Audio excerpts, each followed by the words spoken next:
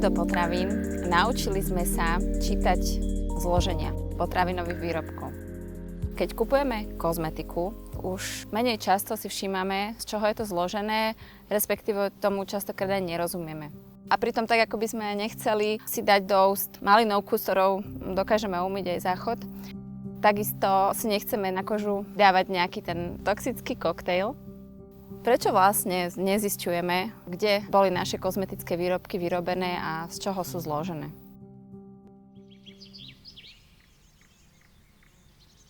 Keď sa mala narodiť moja dcerka, tak som sa tak viac začala zaujímať o zloženie kozmetiky.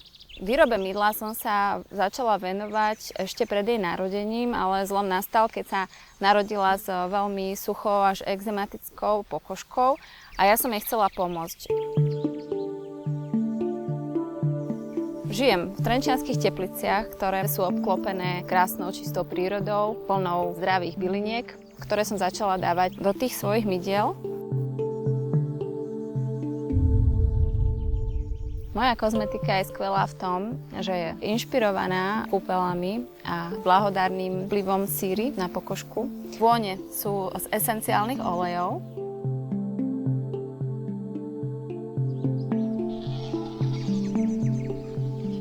Do svojich mydiel dávam kozie mlieko, má blahodárny vplyv na pokožku.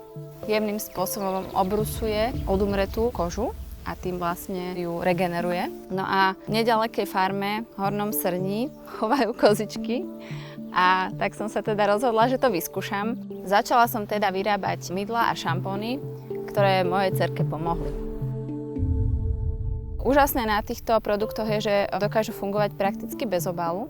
Ak teda ich baliť, môže ten obal byť jednoducho rozložiteľný v prírode, vyrobený na Slovensku.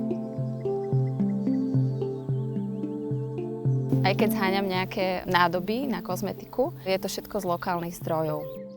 Neobsahujú žiadne konzervačné látky, žiadne umelé prísady, umelé farbivá, umelé vône. A čo je najúžasnejšie, že ich vyrábam ja, tu, doma, v Trenčianskych Tepliciach.